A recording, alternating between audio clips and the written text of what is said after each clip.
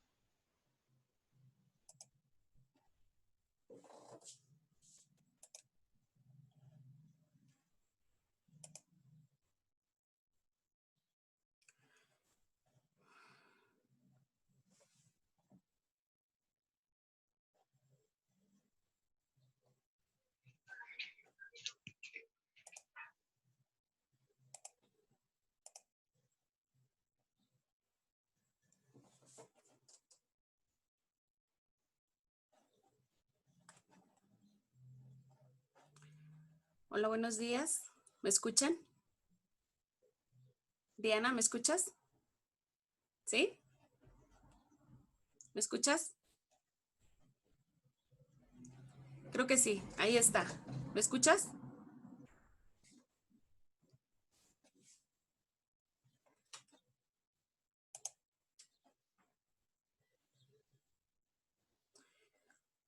Hola, hola, ¿me escuchan? ¿Sí? Ok. Pues sean bienvenidos a esta charla que vamos a tener el día de hoy. Y bueno, pues estoy solamente tomando unos minutos para admitir a más participantes de esta plática.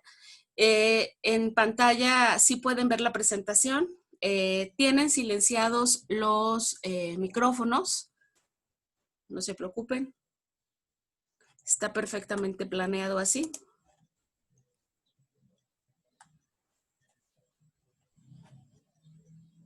Un segundo nada más e iniciamos.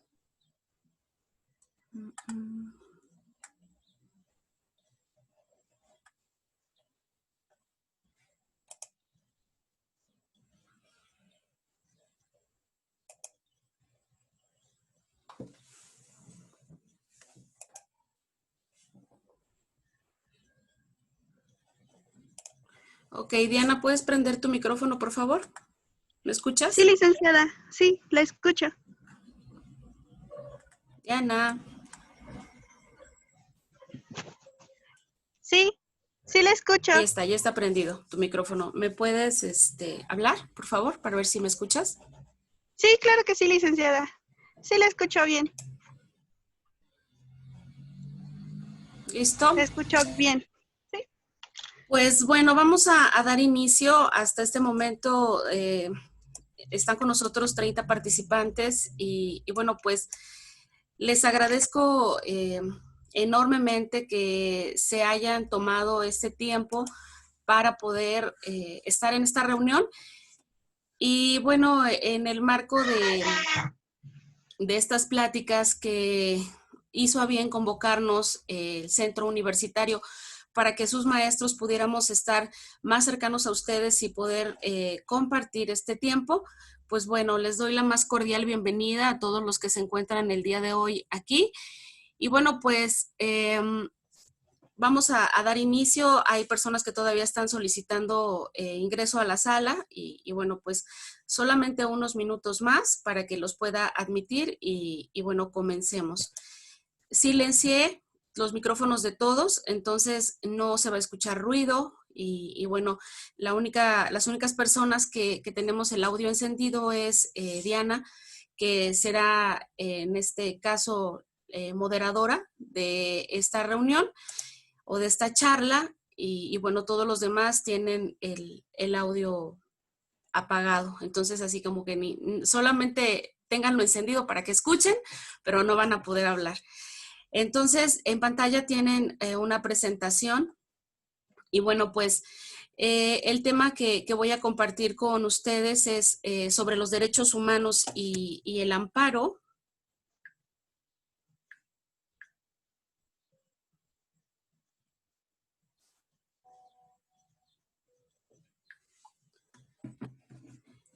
Y bueno, aquí hay algunas, nada más hay una situación, los medios electrónicos no tienen fidelidad, así que bueno, pues vamos a hacerlo lo mejor que podamos. Y bueno, hasta ahí ya no voy a admitir más gente para que nosotros podamos concentrarnos en este tiempo de que vamos a estar aquí, que son unos minutos los que nos permite Zoom, son 40 minutos.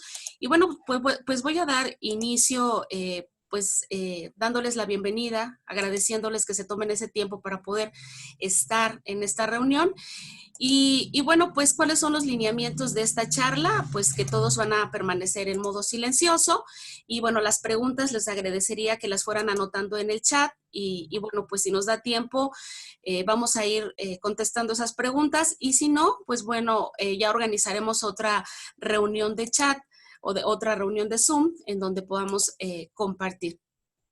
Bien, su compañera Diana Cortés es la moderadora que me va a apoyar en esta plática. Ella es la que va a estar al pendiente de las preguntas y bueno, en el momento oportuno yo le daré a ella la pauta para que pueda leerlas. Bien, los derechos humanos y bueno, el amparo. En este sentido, muy a propósito de la reforma en materia de derechos humanos, los derechos humanos como esos derechos inherentes a la persona por el solo hecho de serlo, han adoptado diversos puntos de vista. Aunque un Estado no los regule, pues se van a tener por regulados, por entendidos. El Estado los tiene que reconocer para que tengan efectividad. Estos derechos empezaron a tener pues una mayor trascendencia a partir de la Segunda Guerra Mundial, cuando se realizaron acuerdos entre las diversas naciones, en donde establecieron que los actos que perpetraron los nazis en contra del pueblo judío, pues no podían volver a suceder. Pero tales derechos son de orden jurídico, porque se tienen que establecer en normas para hacerlos efectivos. Es por ello que se tienen que positivizar, porque el solo hecho de que se diga que existen no sería suficiente para respetarlos. Y bueno, por ser de orden jurídico se entiende que necesitan llevarse a instancias gubernamentales de acuerdo a lo que establece la misma ley. Es por ello que necesitan de un proceso que esté destinado a resguardar el derecho humano en cuestión en el ámbito interno, donde primeramente se lleva a cabo esa posible violación. Es, pues, el juicio de amparo, ese instrumento jurídico por el cual se busca hacer efectivo el derecho humano violado, es un instrumento al servicio de la persona y que su radio de protección se extiende tanto a leyes como a actos. El amparo es un medio de control constitucional que inicia con la acción que ejercita cualquier gobernado ante los órganos jurisdiccionales federales contra todo acto de autoridad que le causa un agravio en su esfera jurídica y que considere contrario a la Constitución, teniendo como objeto, pues, invalidar ese acto o despojarlo de la eficacia por ser inconstitucional o ilegal en el caso concreto que lo originó. Y bien, muy a propósito, el día de hoy, sigo admitiendo personas, perdón. Ok. Muy a propósito, el día 6 y 10 de junio del 2011 se publicaron dos importantes reformas a la Constitución Política de los Estados Unidos Mexicanos que impactan directamente en la Administración de Justicia Federal. La primera de ellas concierne al juicio de amparo, institución, como ya lo mencioné, protectora de los derechos humanos, y el cual ve robustecido al proveer su procedencia por violaciones a derechos humanos que se encuentran plasmados en tratados internacionales de los que el Estado mexicano es parte, con la introducción de figuras muy importantes como el amparo adhesivo, el interés legítimo individual y colectivo, la procedencia del amparo por omisión de las autoridades, la declaratoria general de inconstitucionalidad, la creación de los plenos de circuito, el llamado bloque de constitucionalidad, el control difuso y una nueva forma de integrar jurisprudencia por sustitución, entre otras. La segunda reforma, en íntima relación con la anterior, evidencia el reconocimiento de la progresividad de los derechos humanos mediante la expresión clara del principio pro persona, rector de la interpretación y aplicación de las normas jurídicas en las que favorezcan y brinden una mayor protección a las personas. Así, la obligación expresa de observar los tratados internacionales firmados por México se convierte en una obligación. Las reformas constitucionales antes referidas generan la necesidad indudable de profundizar en el estudio de los conceptos antes enlistados, además de muchos otros, así como de los tratados internacionales en los que se reconoce el derecho humano y en que el Estado mexicano es parte. Y es precisamente el propósito de esta charla ahondar en algunos de estos conceptos. Por cuestión de tiempo es imposible que nosotros podamos ahondar en todos ellos. Sin embargo, bueno, escogí algunos que podrán ser entendidos incluso por aquellas personas que aún no han visto la materia de derechos humanos y que, bueno, finalmente despertará el interés en el escucha de ahondar más en el conocimiento del derecho constitucional, de la materia de derecho de amparo, por la importancia que esta implica para los abogados. Y bueno, pues le voy a pedir a Diana si me ayuda, por favor, con esta diapositiva que está en sus pantallas. Y bueno, para poder nosotros empezar, pues necesitamos recordar cuáles son esos derechos humanos y le voy a pedir a Diana si me hace favor de darle lectura. Sí, Diana. son 30 derechos humanos que se encuentran en la Declaración Universal de los Derechos Humanos. No sé si me El primero sería, todos tenemos... Diana. Sí, aquí estoy. Hola. Bueno, hola, Diana, aquí estoy. ya está prendido tu micrófono, pero no te escucho. ¿No? ¿Sí me escuchas, Diana?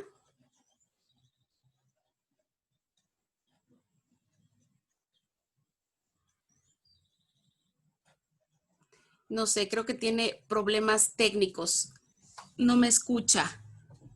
Pues bueno, en pantalla se encuentran los 30 derechos humanos y que bueno, bien vale la pena hacer un recordatorio. Muchas veces cuando preguntamos cuáles son esos derechos humanos, a veces identificamos el derecho a la vida, ¿no? El derecho a la libertad. Pues bueno, es importante que nosotros tengamos un pleno conocimiento de estos derechos humanos y bueno, pues estos se encuentran plasmados en la Declaración Universal de los Derechos Humanos.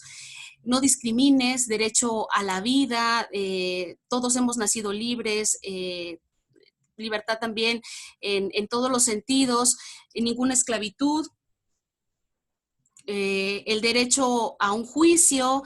Y bueno, pues en general esos 30 derechos humanos que tenemos que tener un pleno conocimiento de ellos para que podamos nosotros defendernos.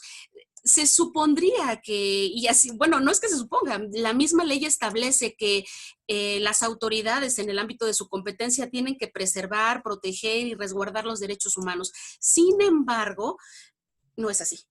Esta es la razón por la que nosotros tenemos que defendernos muchas veces de los actos de autoridad que abiertamente son violatorios de derechos humanos, pero es indispensable el conocimiento pleno de esos derechos humanos porque en algunas ocasiones no se tiene con plena certeza la seguridad de cuáles son los derechos humanos. Y bien, bueno, pues vamos a continuar con este primer concepto que a mi juicio es uno de los que se tienen que ahondar por la complejidad del mismo y también por la amplitud de la protección que genera, que es los intereses legítimos individuales y colectivos. ¿Qué es el interés legítimo?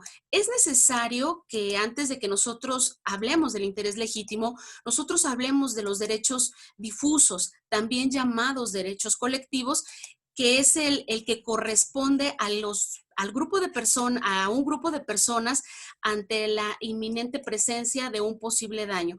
Entonces, hay una serie de derechos que nosotros tenemos como colectividad y esos derechos, la autoridad tiene la obligación de resguardarlos.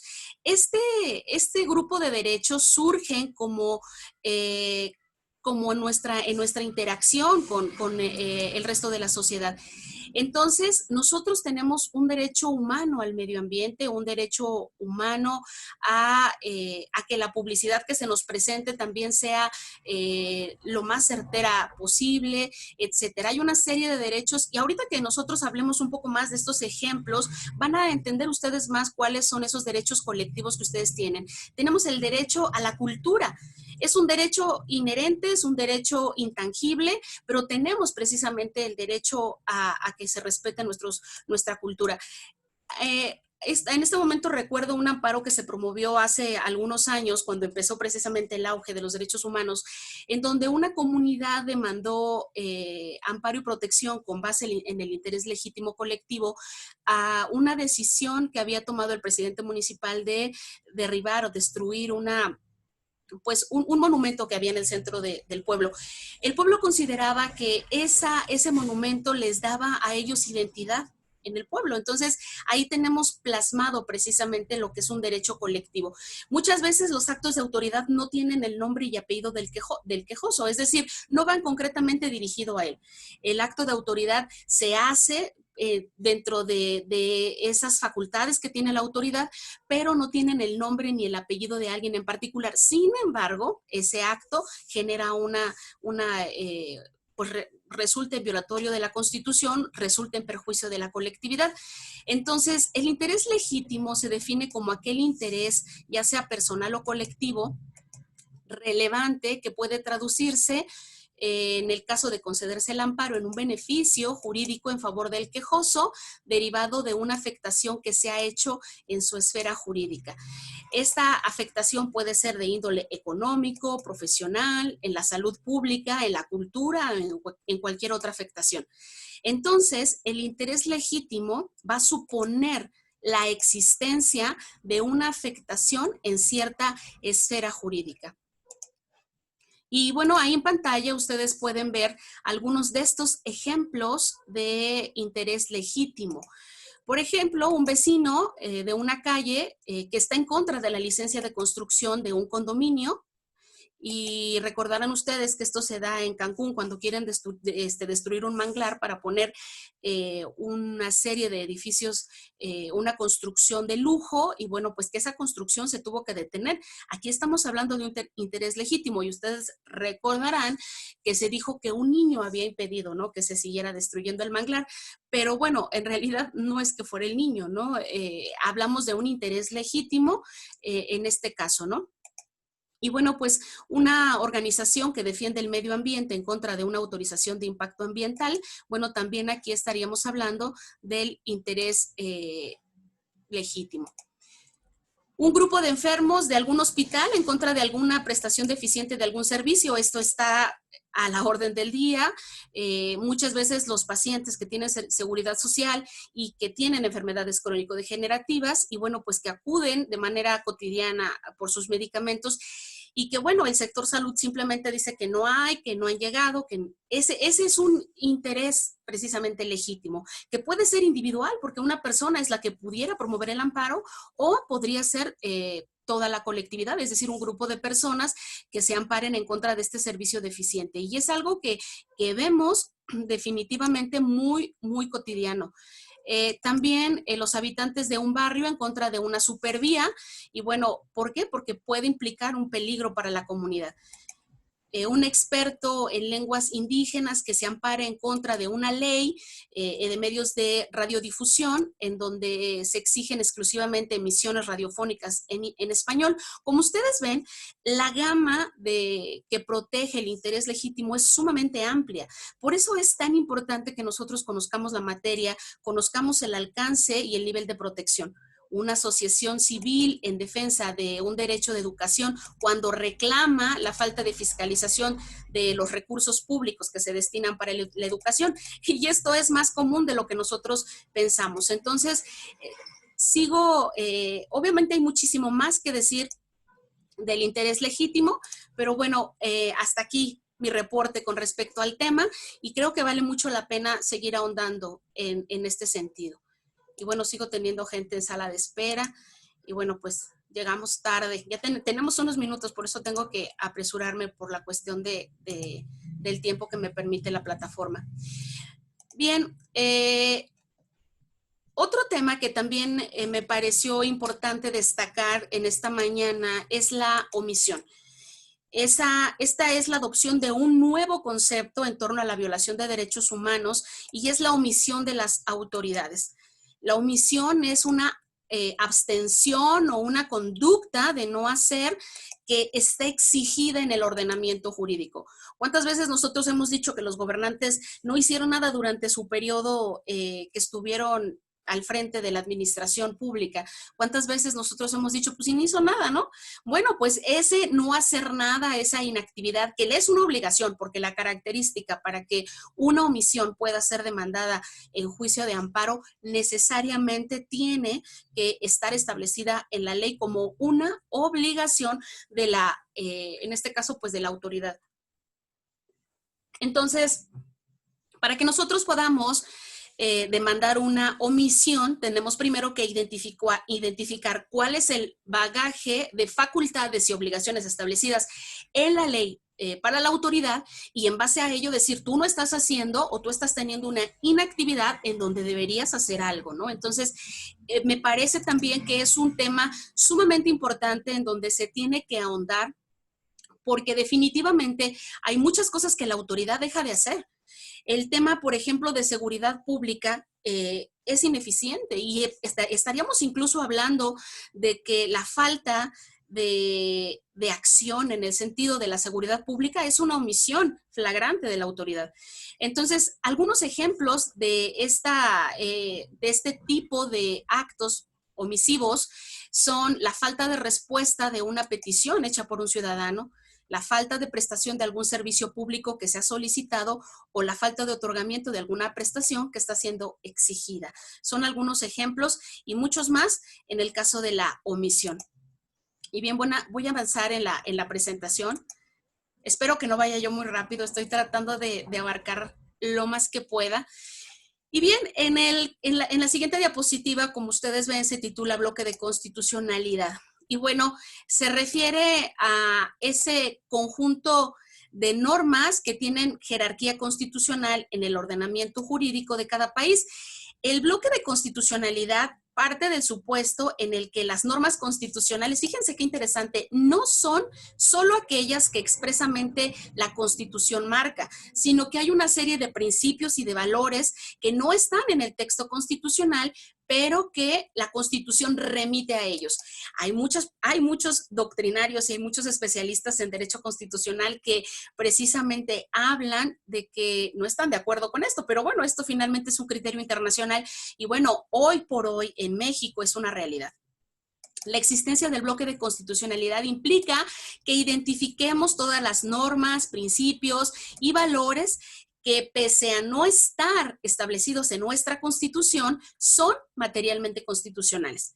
Dentro de tales normas y valores que nuestra Constitución tiene integrados, encontramos estándares internacionales en materia de derechos humanos, en el caso de la Convención Americana sobre Derechos Humanos y el Pacto Internacional de Derechos Civiles y Políticos. Bueno, la existencia de este bloque de constitucionalidad requiere que nosotros conozcamos precisamente estos tratados en materia internacional, porque la propia Constitución hace una remisión a estos documentos para que tienen rango precisamente de constitucionalidad, y eso me lleva precisamente a la siguiente diapositiva, en donde ustedes van a ver en pantalla.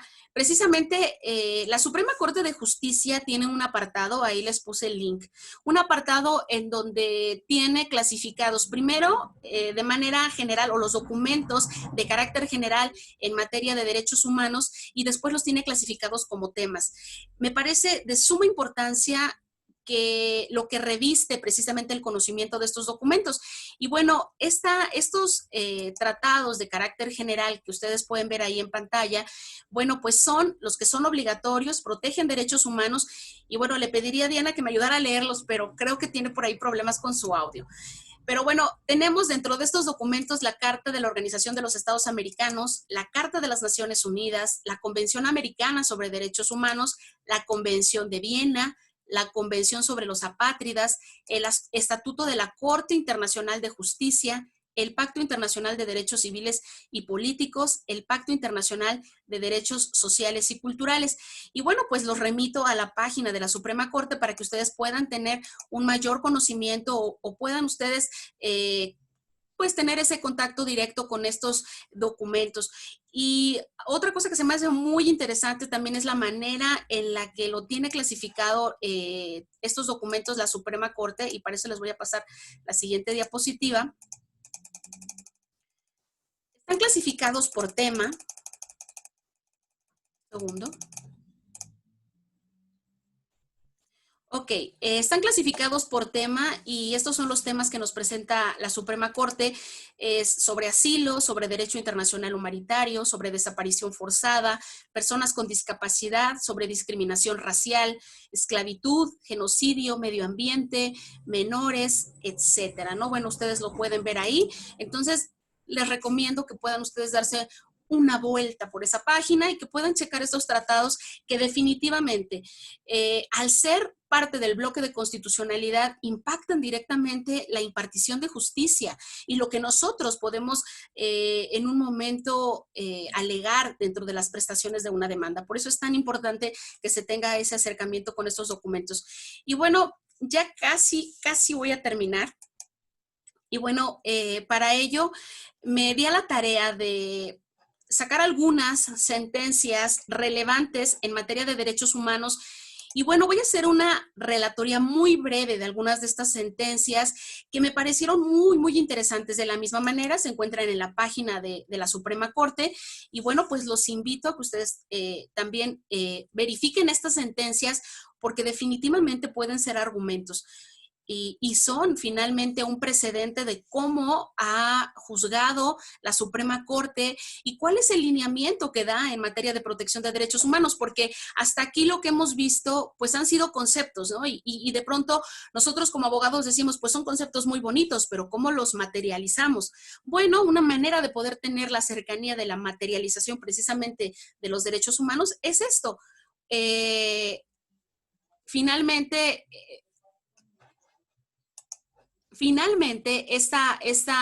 el conocimiento de esta parte teórica pues nos tiene que llevar a la parte práctica. Y bueno, voy a compartir con ustedes estos datos de sentencia en el amparo 1754 del 2015 y aparte quiero que ustedes vean que los años en los que fueron expedidos pues no estamos hablando de hace mucho tiempo tampoco. El tema es sobre derecho a una vida digna y bueno, el excónyuge promovió un juicio de divorcio después de varios años de mantener un vínculo matrimonial con una mujer de 67 años y el juez disolvió el matrimonio, pero estimó innecesario fijar una pensión alimenticia en favor de la demandada debido a que contaba con una pensión por jubilación, la cual, de acuerdo al dicho del juez, le permite tener ingresos propios para subsistir. Bueno, inconforme con esto, la demandada promueve amparo alegando que tiene derecho a alimentos, pues durante el matrimonio, fíjense qué importante, qué interesante, además de haber tenido un empleo remunerado con el cual contribuía al sostenimiento del hogar, realizaba trabajos del hogar y tareas de cuidado. Es decir, esta mujer decía o dijo en su argumento que tenía una doble jornada y también porque la pensión por jubilación no le era suficiente para sufragar los gastos médicos que derivaban de una serie de problemas de salud que padecía por la edad. Y bueno, la primera sala determinó que existió precisamente discriminación en razón de género y en perjuicio de la quejosa, ya que la resolución impugnada parte del hecho de que ser mujer, la quejosa está obligada a realizar tareas domésticas y de cuidado en una doble jornada, tener un empleo remunerado y todavía llegar a la casa y seguir trabajando. Entonces, se concluye que la pensión alimenticia compensatoria no era incompatible con el hecho de que la quejosa haya tenido un empleo remunerado durante el tiempo que duró el matrimonio. Entonces, y con esto, esta pensión compensatoria elimina el desequilibrio económico y bueno, le da un acceso a una vida digna. Fíjense qué interesante. Y bueno, el siguiente amparo es el 447-2018. El tema es el derecho a la igualdad y a la no discriminación. Y bueno, aquí un hombre solicitó una pensión de viudez que le correspondía por parte de su esposa fallecida, pero se le negó por falta de requisitos. Esto es bien común. La primera sala determinó que establecer requisitos distintos, acceder a una pensión por viudez por parte de hombres viudos de trabajadoras aseguradas por el IMSS y por el ISSSTE es injustificado e inconstitucional. El derecho a una pensión no se encuentra limitado por razón de género, pues se refiere en general a los trabajadores que realizaron una labor y cotización para gozar de estos derechos que otorga la ley. Como ustedes ven, lo que vemos plasmado como un simple concepto, pues aquí es a donde se materializa realmente. Tenemos el siguiente amparo en revisión, el 6181 del 2016. El tema es derecho a una vida libre de discriminación y violencia. Bueno, una mujer privó de la vida a su esposo. En primera instancia se le encuentra responsable de homicidio calificado en razón de parentesco y la mujer interpone recurso de apelación, se modifica la sentencia y bueno, se decide interponer el amparo. Y bueno, la primera sala concluye que la violencia familiar afecta los derechos de las mujeres. Y bueno, en México muchas mujeres se enfrentan el riesgo de morir a manos de su pareja, eso es lo que dice la sala, y es necesario que se analice la violencia familiar como una situación compleja mediante un método de juzgar con perspectiva de género. Fíjense, ahí hay un tema de tesis, juzgar con perspectiva de género, pues los argumentos planteados por la recurrente exigen el análisis de ciertos derechos, ya que ella alegaba violencia perpetrada por su esposo. Este caso involucra directamente el análisis de derechos humanos de las mujeres libres de una vida de violencia y discriminación en términos del artículo 1 y el artículo 4 de la Constitución, y bueno, una serie también de derechos contenidos en la Convención de Belém do Pará y de la Convención para la Eliminación de todas las formas de violencia, la ya famosa CEDAW. Y bueno, como ustedes pueden ver, son conceptos y son criterios internacionales que pueden ser y que son aplicados también en el Estado mexicano. Y bueno, el siguiente amparo en revisión es el 644-2016. Y bueno, el tema es derechos a la protección familiar. Me pareció muy interesante. Una mujer privada de su libertad por una sentencia de 50 años de prisión por el delito de homicidio, secuestro y robo, contrajo matrimonio en prisión con un hombre sentenciado por los mismos delitos. De esta unión nace una niña que al cumplir 3 años se le prohíbe seguir viviendo con su madre en el reclusorio. La primera sala interpretó como válida la norma, pero especificó que la ejecución de esta debe llevarse bajo algunos criterios. La remoción de la menor debe hacerse de manera gradual, progresiva y de manera sensible. Deberá realizarse una evaluación minuciosa de las condiciones reales del caso, atendiendo siempre al interés superior del niño y tomando en consideración su crecimiento real y no solamente su edad biológica. Procurar que la madre y el hijo mantengan un contacto cercano, frecuente, directo y al máximo de las posibilidades de cada caso, tomando en consideración el interés superior del niño, así como las necesidades del menor en el exterior, y tomar siempre en cuenta la opinión del niño o niña, ser separado de su madre y colocarlo con un cuidador alternativo, sin importar su edad. Son derechos de los niños al ser tomados en cuenta, evaluar su situación o su opinión en función de su madurez, y en su caso se tome en consideración su opinión.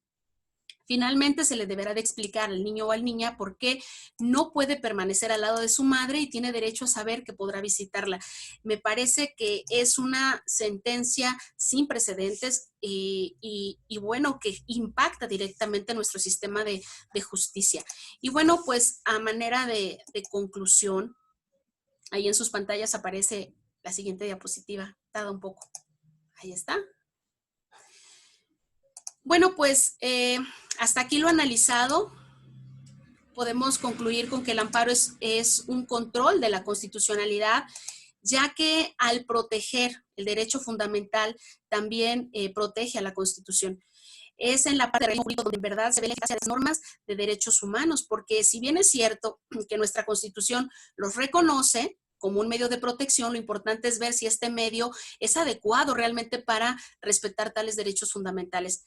El éxito que puede alcanzar el amparo con estas reformas en mucho depende, claro, del Poder Judicial de la Federación, pero también de los encargados de solicitarlo, en este caso los abogados. Y entonces, para que se lleve a cabo un debido ejercicio jurisdiccional, y bien, habrá opiniones encontradas y estaré de acuerdo. Muchos están de acuerdo en que el amparo, o estamos de acuerdo en que el amparo es un medio efectivo a disposición de las personas para salvaguardar los derechos, y otros pues que no cumple con el recurso efectivo que las necesidades sociales exigen, y bueno, pues será, ¿no?, una labor en todo caso de todos los estudiosos de esta institución, mejorarla para que siga cumpliendo con su misión en México y bueno, pues para volver al amparo lo más perfectivo posible, ¿no? Sabiendo de antemano que, bueno, pues la perfección humana no existe. Y bueno, pues en este sentido, pues es la información que yo quería compartir con ustedes. Les agradezco muchísimo, muchísimo que hayan estado pues este tiempo dedicado. Voy a quitar la pantalla. Un segundo.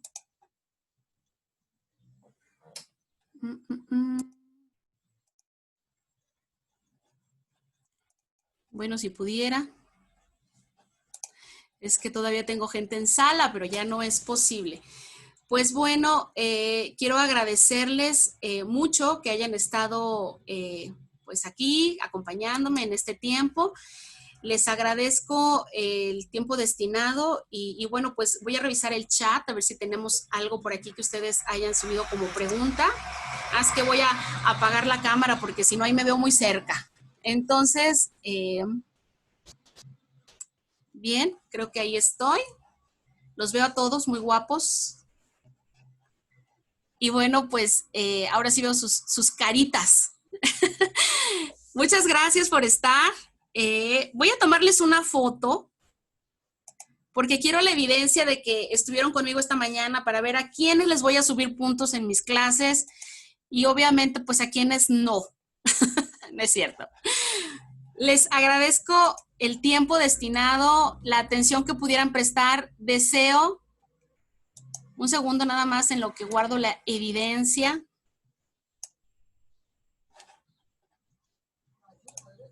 Yo espero que también el coordinador me haya apoyado a guardar la evidencia, porque la verdad es que es muy complicado hacerlo todo.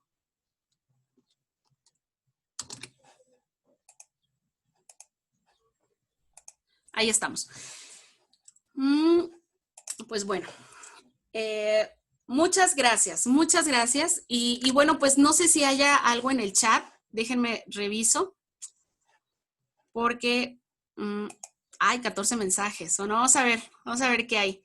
Sí se escucha, sí se escucha, sí se escucha. Yo no escuchaba, no escuché a Diana nunca, pero bueno, muchas gracias. Parece que no hay preguntas, pero quiero dejarles ahí pues en la mesa, ¿no? Ay, me veo muy grande, pero quiero dejarles pues ahí, ¿no? En el interés de ustedes, el que sigan conociendo y el que sigan aprendiendo sobre el juicio de amparo. Particularmente es una de las materias que me apasiona y que considero que vale mucho la pena ahondar por todo lo que esto representa para el sistema de justicia. Pues no me queda más que agradecerle también al coordinador y a mis compañeros que hayan estado aquí conmigo durante este tiempo. Y bueno, pues les reitero, estoy a sus órdenes, saben mi correo, pueden comunicarse conmigo y con todo gusto atiendo sus dudas particulares. Y bueno, pues en esta mañana pues damos por terminada esta reunión, esta charla sencilla que he compartido, que he tenido el privilegio de poder compartir con todos ustedes. Ay, ahora sí ya me aparecen todos. Sonrían, por favor, todos los que tienen video, sonrían porque esta es la que va a ser publicada en el Facebook. ¿Sale? Entonces los quiero así bien. ¿El mejor ángulo?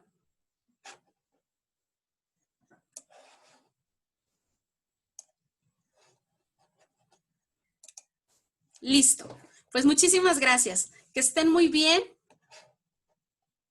Les mando un gran abrazo. Cuídense mucho. No salgan de casa. Seguimos en cuarentena. Un abrazo a todos. Hasta pronto, chicos. Bye. Díganme adiós. Ya sé que les quité la voz, pero si no, hay mucho ruido. Espero que ustedes me entiendan. Mil disculpas, mil disculpas. Bye.